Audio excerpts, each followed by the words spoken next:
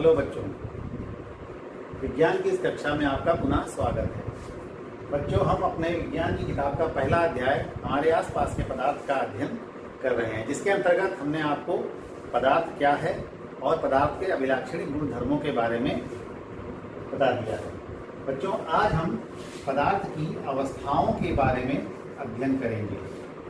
पदार्थ की अवस्थाएं। बच्चों, हम अपने आसपास विभिन्न प्रकार के पदार्थ देखते हैं। ये पदार्थ मुख्य रूप से 3 प्रकार की अवस्थाओं में पाए जाते हैं। पहला, ठोस,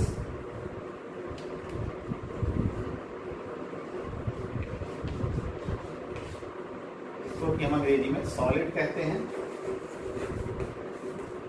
दूसरा, द्रव, और तीसरा, इसको सॉलिड द्रव को लिक्विड कहते हैं इंग्लिश में, और तीसरा गैस।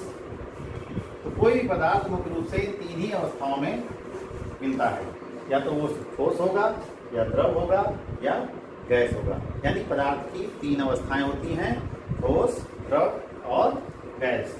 तो आइए अब आज पहले हम ठोस के बारे में अध्ययन करते हैं। बच्चों, ये डस्टर कैसा है? तो हम क्या कहेंगे? ठोस है। क्यों? क्योंकि इसका आकार निश्चित है। क्या इसका आकार हम बदल सकते हैं? इसको हम गोल बना सकते हैं मोड़ करके? नहीं। यानी ये ऐसा पदार्थ है जिसका आकार निश्चित है। इसको हम जहाँ कहीं पर भी रखेंगे, ये उतनी ही जगह घेरेगा। यहाँ पर रखेंगे तो जितनी जगह घेरेगा उतनी ही किसी अन्य जगह पर रखने पर भी उतनी ही जगह घेरेगा। अर्थात इसका आयतन भी निश्चित होता है। यानी ठोस वे पदार्थ होते हैं जिनका आकार तथा आयतन दोनों ही निश्चित होते हैं। ये कभी बदलते नहीं है। अगर इनको बदलने का प्रयास करेंगे तो ये टूट जाते हैं। तो ठोस का पहला गुण ये होता है कि इनका आकार तथा आयतन दोनों ही निश्चित होते हैं। यही ठोस की परिभाषा भी होती है। अब अगर हम इसको दबाने का प्रयास करें, ठोस को, किसी ठोस को, यानी जैसे ये डस्टर लिया था, इसी डस्टर को अगर हम कस के दबाने का प्रयास करें तो क्या ये दबेगा? नहीं दबेगा। इस गुण को कहते हैं संपीड्यता। इस गुण को कहते हैं, अगर दबाने पर दब जाए तो ये कहती है संपीड्यता।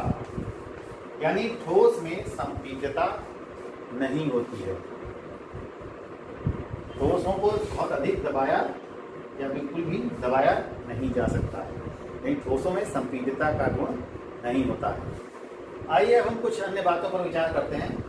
क्या होगा यदि हम रबर बैंड को खींचते हैं? अगर कोई रबर बैंड लेकर के उसको हम खींचते हैं तो क्या होता है? उसका आकार बदल जाता है। तो क्या रबर बैंड को ठोस माना जाएगा या नहीं? बच्चों, खींचने पर उसका आकार बदल जाता है। तो ये आकार बदलने का कारण क्या है? हम बाह्य बल लगाते हैं उसके ऊपर, जिसके कारण कुछ समय के लिए उसका आकार बदल जाता है। लेकिन अगर हम बल हटा लें तो वह पुनः अपनी स्थिति में वापस आ जाता है। इसलिए रबर बैंड को हम ठोस ही मानेंगे। रबर बैंड जो होता है वो ठोस ही होता है, क्योंकि बल लगाने पर उसका आकार बदल जाता है और बल हटा लेने पर वो पूरा अपने आकार में वापस आ जाता है। इसी प्रकार यदि कहा जाए कि हम चीनी या नमक को जिस बर्तन में रखते हैं उसी के आकार में ग्रहण कर लेते हैं, तो क्या ये चीनी और नमक ठोस नहीं है? बच्चों, चीनी और नमक भी ठोस ही हैं। क्यों? क्योंकि अगर हम उसको, चीनी या नमक को हम किसी प्लेट में निकालें तो उसके जो भी क्रिस्टल होते हैं चीनी के, उनका आकार और आयतन निश्चित ही होता है, वो नहीं बदलता है। तो चीनी के जो कण होते हैं, वो चीनी के जो ये क्रिस्टल होते हैं, ये ठोस ही माने जाएंगे। छोटे छोटे कई क्रिस्टल जब किसी बर्तन में रखे जाते हैं तो वो उसका आकार ग्रहण कर लेते हैं, लेकिन चीनी का एक क्रिस्टल जो होगा वो ठोस ही माना जाएगा। एक तीसरी स्थिति आती है बच्चों, यदि हम स्पंज को दबाएं, स्पंज को दबाएं तो उसका आकार भी बदल जाता है। ऐसा क्यों होता है? तो क्या स्पंज भी ठोस नहीं है? ऐसा नहीं है, स्पंज भी ठोस ही माना जाएगा, क्योंकि स्पंज के भीतर छोटे छोटे छिद्र होते हैं जिनमें हवा भरी होती है। जब हम उस पर बल लगाते हैं तो वो हवा बाहर निकल जाती है, जिसके कारण उसका आकार बदल जाता है। लेकिन अगर हम बल हटा लें तो वो हवा वापस उन छिद्रों में भर जाती है और पुनः पहले जैसा स्पंज हो जाता है। अतः रबर बैंड है या चीनी के अणु हैं या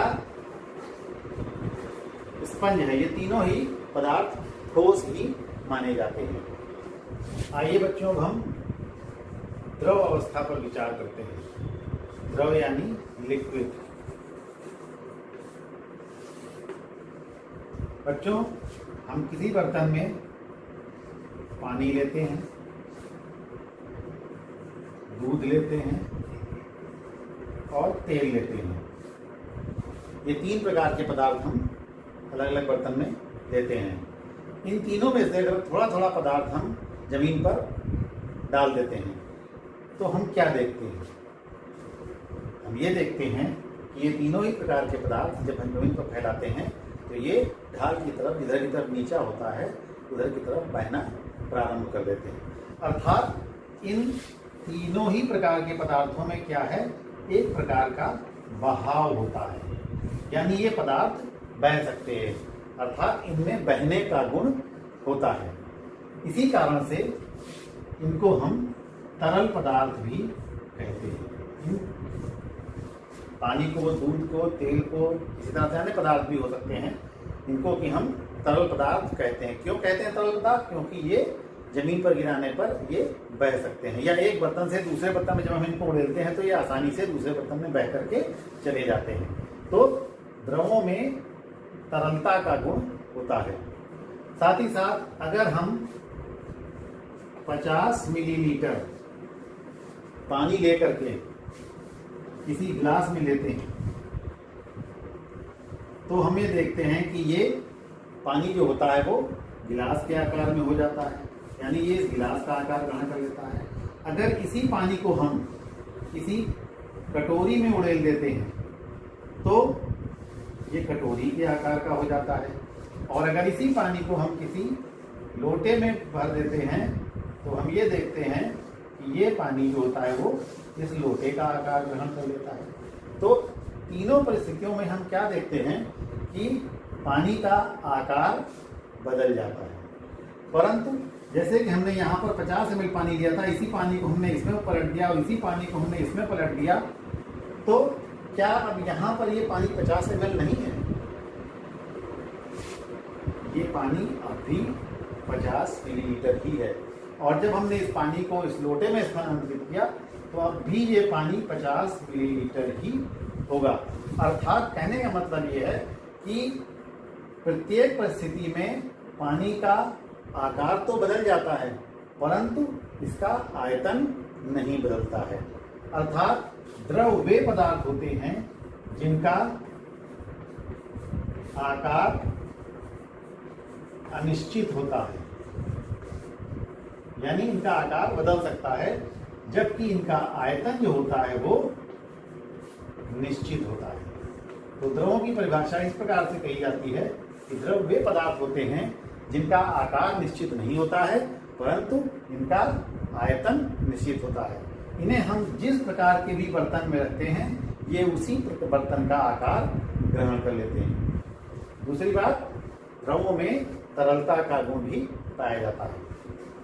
बच्चों, हम ये भी देखते हैं कि पानी में रहने वाले जीव सांस कैसे लेते हैं? पानी में घुली हुई ऑक्सीजन के द्वारा वो सांस लेते हैं और कार्बन डाइऑक्साइड को भी वापस पानी में ही छोड़ देते हैं। अर्थात पानी में ऑक्सीजन तथा कार्बन डाइऑक्साइड दोनों ही प्रकार की गैसें घुली होती हैं। अर्थात द्रवों में गैसों को हम घोल सकते हैं। कुछ गैसें ऐसी होती हैं जो द्रवों में घुल जाती हैं, अर्थात इनमें विसरण की क्रिया के द्वारा ये एक प्रकार के पदार्थ के अणु दूसरे प्रकार के पदार्थ के अणुओं में आसानी से फैल जाते हैं। इस क्रिया को हम कहते हैं विसरण।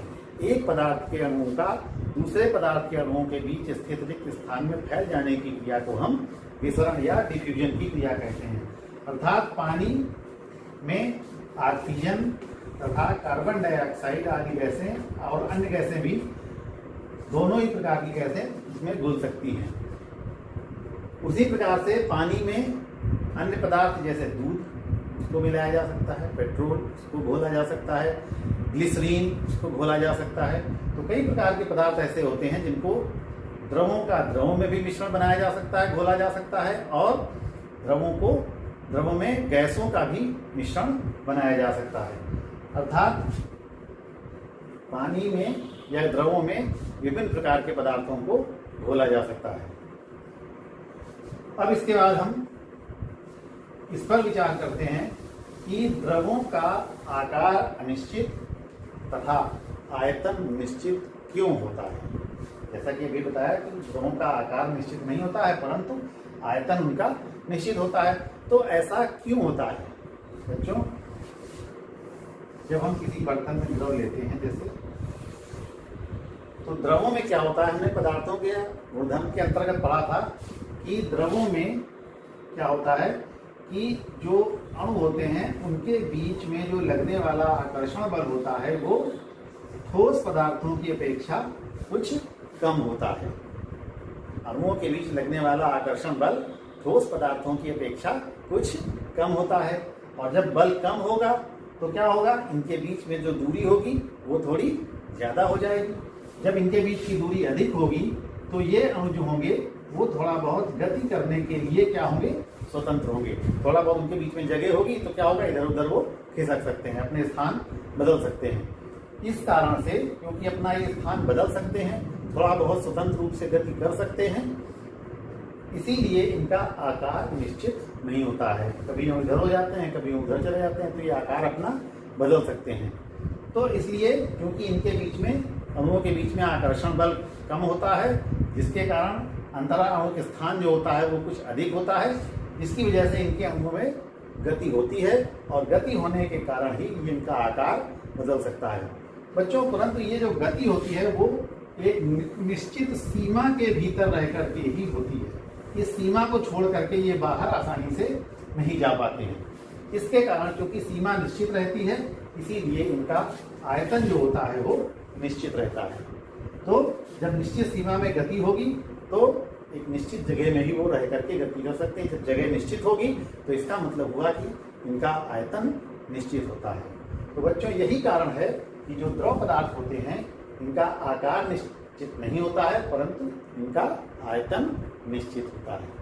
आशा है आपको द्रव पदार्थ के बारे में अच्छी तरह से समझ में आ गया होगा। जो आइए अब हम पदार्थ की तीसरी अवस्था गैस के बारे में अध्ययन करते हैं। गैस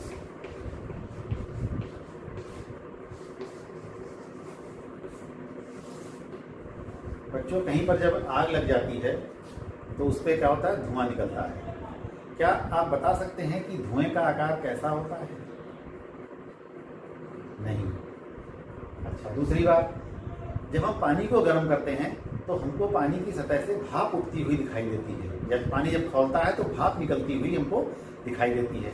क्या तुम ये बता सकते हो कि भाप का आकार कैसा होता है? नहीं।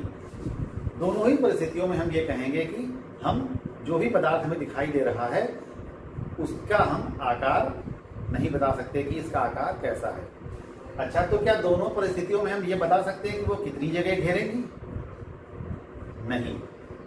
यानी कुछ ऐसे पदार्थ होते हैं, पदार्थ की एक ऐसी अवस्था भी होती है जिसमें हम ये नहीं बता सकते हैं कि उसका आकार कैसा है और वो कितना स्थान घेर रही है, यानी उसका आयतन कितना है। तो ऐसे ही पदार्थों को हम कहते हैं गैस पदार्थ। अर्थात गैस वे पदार्थ होते हैं जिनका आकार अनिश्चित होता है और आयतन भी अनिश्चित होता है। यानी आकार तथा आयतन दोनों ही अनिश्चित होते हैं। ऐसे पदार्थों को हम गैस पदार्थ कहते हैं। विभिन्न प्रकार की गैस है, कार्बन, हाइड्रोजन, ऑक्सीजन, नाइट्रोजन, धुआं, भाप आदि सभी क्या हैं? गैस हैं। इन गैसों का न तो कोई आकार है तो न ही कोई आयतन है। तो इनको हम जिस बर्तन में रखते हैं उसी का आकार ग्रहण कर लेते हैं और साथ ही साथ बर्तन के भीतर जितनी जगह होती है वो सब घेर लेते हैं। इनको जितने बड़े बर्तन में रखा जाएगा सारी जगह घेर लेंगे और जिस आकार में बर्तन होगा उसी आकार में हो जाएंगे। अर्थात इनका आकार भी बदल सकता है और आयतन भी बदलता रहता है। अब प्रश्न उठता है कि ऐसा क्यों होता है, यानी गैस पदार्थों का आकार और आयतन दोनों ही निश्चित क्यों नहीं होते। तो जैसे कि हमने ठोस के बारे में पढ़ा कि ठोस का आकार और आयतन दोनों निश्चित क्यों होते हैं, द्रवों का आकार निश्चित नहीं होता है परंतु आयतन निश्चित क्यों होता है, उसी प्रकार से गैसों का भी आकार और आयतन दोनों अनिश्चित क्यों होते हैं। क्योंकि गैस के अणु जो होते हैं उनमें जो अंतरा अणु आकर्षण बल होता है वो बिल्कुल नगण्य होता है। आकर्षण, इनके अणुओं के बीच जो आकर्षण बल होता है वो नगण्य होता है। नगण्य का अर्थ जानते हैं बच्चों? नगण्य का अर्थ होता है जिसकी गणना न की जा सके, यानी जिसको हम पता ही न कर सके कि वो कितना है, जिसकी हम गणना न कर सके उसको कहते हैं नगण्य। यानी इतना कम होता है, इतना कम होता है कि हम उसकी गणना नहीं कर सकते, तो हम ये मान लेते हैं कि ये आकर्षण बल है ही नहीं। तो जब ये अणुओं के बीच में आकर्षण बल नहीं होगा, इन अणुओं के बीच में आकर्षण बल नहीं होगा, तो क्या होगा कि ये अणु कहीं पर भी गति करने के लिए स्वतंत्र होते हैं, कहीं भी जा सकते हैं, कोई इनको बांधने वाला नहीं है और न ही इनके पास कोई सीमा है। जैसे कि द्रव पदार्थों में हमने देखा था कि द्रव पदार्थ हमेशा एक निश्चित सीमा के भीतर गति करते हैं, परंतु इनकी कोई सीमा नहीं है कि ये कहाँ तक फैलेंगे, कहाँ तक जाएंगे, कितना आयतन घेरेंगे, कुछ निश्चित नहीं होता है। इसी कारण से गैस के पदार्थों का न तो आकार निश्चित होता है और न ही आयतन निश्चित होता है। एक बार पुनः देखते हैं कि गैस पदार्थ के अणुओं के मध्य पाया जाने वाला आकर्षण बल बिल्कुल न के बराबर होता है, जिसकी वजह से इनके बीच में पाया जाने वाला अंतरा अणु स्थान जो होता है वो बहुत अधिक होता है और गैस के अणु जो होते हैं वो बिल्कुल स्वतंत्र रूप से गति करते हैं, कहीं पर भी गति करने के लिए बिल्कुल स्वतंत्र होते हैं। इसी कारण से न तो इनका आकार निश्चित होता है और न ही इनका आयतन निश्चित होता है। तो अब आशा करता हूँ कि आपको पदार्थ की तीनों अवस्थाओं के बारे में अच्छी तरह से समझ में आ गया होगा। आइए अब हम गैसों के कुछ अन्य गुणों के बारे में अध्ययन करते हैं। बच्चों, हम 3 सिरिंज लेंगे। सिरिंज जानते हैं, इंजेक्शन लगाने वाले आते हैं, जैसे ये सिरिंज है, इस तरह की हम 3 सिरिंज लेते हैं और इसके सिरे को यहाँ से हम किसी प्रकार से कॉर्क लगा करके या फेविक्विक वगैरह लगा करके किसी चीज़ से इसको हम बंद कर दें, जिससे कि इधर से इसमें हमको जब खींचे तो इधर से हवा इसके भीतर ना आने पाए। अब इसके पिस्टन को निकाल देते हैं, ये इसका पिस्टन कहलाता है, इसको पिस्टन को निकाल देते हैं और इस तरह की 3 सिरिंज लेते हैं। एक सिरिंज में हवा ही रहने देते हैं, दूसरी सिरिंज में हम पानी भर देते हैं थोड़ा सा और आधी सिरिंज लगभग उसमें पानी भर देते हैं और तीसरी सिरिंज में हम कुछ चौक के टुकड़े या पत्थर के टुकड़े कुछ डाल देते हैं और तीनों सिरिंज को हम बाद में पिस्टन लगा करके ऐसे रख देते हैं और फिर उसके बाद हम इनको दबाने का प्रयास करते हैं कस के। पहले एक सिरिंज को दबाते हैं, जैसे मान लो इसमें हवा भरी हुई है, इसको अगर हम दबाएंगे कस के तो क्या होगा, ये देखो इतनी दब गई, हवा भरी होने के बावजूद ये इतनी दब गई, हवा इतनी भरी थी फिर भी दब गई। हम छोड़ेंगे तो ये वापस अपने स्थान पर आ जाएगी। तो इसको हम इसके अंदर जो हवा भरी हुई इसको हम बहुत अच्छी तरह से दबा सकते हैं, इतना दबा सकते हैं यहाँ तक, इतना अधिक हम और अधिक प्रेशर दें तो बहुत दब जाएगी ये। तो यानी कहने का मतलब ये है कि हम जिसमें हवा भरी है उसको हमने इतना दबा दिया, जिसमें हम पानी भरा होगा तो पानी भर के अगर दबाएंगे तो इतना अधिक नहीं दबेगी, इससे थोड़ा कम दबेगी और जिसमें चौक भरी हुई है उसमें वो और भी कम दबेगी। अर्थात जो ठोस पदार्थ होते हैं इसी को कहते हैं संपीडन, इसी क्रिया को कहते हैं संपीडन। संपीडन मतलब उसको दबाना या कॉम्प्रेशन करना, कॉम्प्रेस करना। संपीडित करना मतलब कॉम्प्रेस करना। तो हम ये देखते हैं कि जो ठोस पदार्थ है जिसमें हमने चौक भरी थी उसको हम बिल्कुल नहीं दबा पाते हैं, लगभग ना के बराबर दबा पाते हैं या बहुत ही कम दबा पाते हैं। उसकी तुलना में हम द्रव जिसमें पानी भरा हुआ था उसको कुछ अधिक दबा सकते हैं और जिसमें गैस यानी हवा भरी हुई है उसको हम सबसे अधिक दबा सकते हैं। तो अर्थात इसका मतलब ये हुआ कि ठोस, द्रव तथा गैस, इन तीनों में संपीडितता जो होती है वो सबसे अधिक होती है, सबसे अधिक होती है ठोस में संपीडितता जो होती है वो ठोस में सबसे कम होती है, गैस में सबसे अधिक होती है। यानी ठोसों को हम सबसे कम दबा सकते हैं या बिल्कुल नहीं दबा सकते हैं, और गैस को हम सबसे अधिक मात्रा में दबा सकते हैं। और द्रव में बीच की स्थिति होती है ठोस से अधिक तथा गैस की तुलना में कम होती है। संपीडितता का गुण जो होता है वो ठोस में सबसे कम होता है, द्रवों में ठोस से अधिक होता है लेकिन गैस से कम होता है, जबकि गैसों में संपीडितता का गुण सबसे अधिक होता है। बच्चों, हमारे घरों में जो गैस जलाई जाती है ईंधन के पकाने, खाना पकाने के लिए ईंधन के रूप में जिस गैस का इस्तेमाल करते हैं वो होती है एलपीजी, यानी liquefied petroleum gas. Liquefied petroleum gas ये जो होती है वो सिलेंडर में बहुत अधिक कॉम्प्रेस करके भर दी जाती है, बहुत दबा करके भर दी जाती है। बहुत ज़्यादा दबाने पर गैसें जो होती हैं वो कुछ गैसें ऐसी होती हैं जो द्रव में बदल जाती हैं, तो बहुत अधिक दबाव पर वो भरी होती है और द्रव में बदल जाती है, इसीलिए इसको लिक्विफाइड पेट्रोलियम गैस कहते हैं। पेट्रोलियम गैस होती है जिसको बहुत अधिक दबाने पर वो लिक्विड में बन जाती है, इसीलिए इसको हम लिक्विफाइड पेट्रोलियम गैस कहते हैं। साथ ही साथ अब कुछ आजकल ईंधन में, वाहनों में भी ईंधन के रूप में सीएनजी का इस्तेमाल होने लगा है। सीएनजी तुमने नाम सुना होगा, सीएनजी इसका फुल फॉर्म होता है कॉम्प्रेस्ड नेचुरल गैस या संपीड़ित प्राकृतिक गैस। इसको कहते हैं द्रवित petroleum gas, liquefied petroleum gas या द्रवित पेट्रोलियम गैस। और इसको सीएनजी को कहते हैं कॉम्प्रेस्ड नेचुरल गैस या संपीड़ित प्राकृतिक गैस। तो ये भी सब भी क्या होती है, संपीड़ित करके कम जगह पर छोटे सिलेंडरों में बहुत अधिक मात्रा में गैस को दबा करके भर दिया जाता है। उसी प्रकार से मरीजों के लिए अस्पतालों में ऑक्सीजन गैस के सिलेंडर आते हैं, तो उसमें भी वो ऑक्सीजन गैस को भी संपीड़ित करके यानी बहुत अधिक दबाव में, प्रेशर में उसके भीतर रखा जाता है। तो इस प्रकार से गैसों में संपीड़न का गुण जो होता है वो सबसे अधिक होता है। साथ ही साथ बच्चों, गैस के जो अणु होते हैं इनमें गतिज ऊर्जा भी ठोस और द्रवों की अपेक्षा अधिक होती है। यानी अणुओं की जो गतिज ऊर्जा होती है वो ठोस में सबसे कम होती है,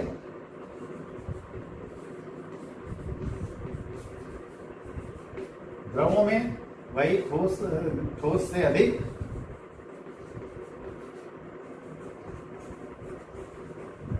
तथा गैसों से कम और गैसों में सबसे अधिक। और अगर इनको हम थोड़ा तापमान दे दें, थोड़ा गर्म कर दें अगर, तो इनकी ऊर्जा और अधिक बढ़ जाती है और ये और तेजी से गति करने लगते हैं। हमारे घरों में जब किचन में खाना बनता है तो उसकी खुशबू हमें दूर से ही मिल जाती है। ऐसा क्यों? क्योंकि जब खाना पकता है तो वहां पर हम खाने को गर्म करते हैं, तो गर्म करने से क्या होता है, जो सुगंध के अणु होते हैं उनकी गति और तेजी से बढ़ जाती है और वो हवा में उड़ते हुए हमारी नाक तक पहुंच जाते हैं, जिससे कि हमें उसकी सुगंध दूर बैठे ही मिल जाती है। लेकिन अगर बच्चों ये खाना ठंडा हो, एकदम खाना ठंडा करके मेज पर रख दिया जाए और तब तुमसे कहा जाए कि दूर से सूंघो उसको बैठ करके, तब क्या तुम्हारे नाक तक खाने की खुशबू आएगी? नहीं आएगी। क्यों? क्योंकि ठंडे खाने में जो खुशबू के जो है उसकी गंध के जो अणु होंगे उनकी ऊर्जा उतनी अधिक नहीं होगी कि वो हवा में चल करके तुम्हारे पास तक आप पहुंच सकें। इस वजह से ठंडे खाने की सुगंध को लेने के लिए हमें उसके पास तक जाना पड़ेगा और गर्म खाने की खुशबू खुद ब खुद हमारे पास आ जाती है। तो यही सब कारण है जिसके कारण से ऐसा होता है। तो आशा है आपको ठोस, द्रव तथा गैस तीनों के बारे में अच्छी तरह से समझ में आ गया होगा। अब इसके आगे का भाग हम अगले भाग में पढ़ाएंगे। तब तक के लिए धन्यवाद।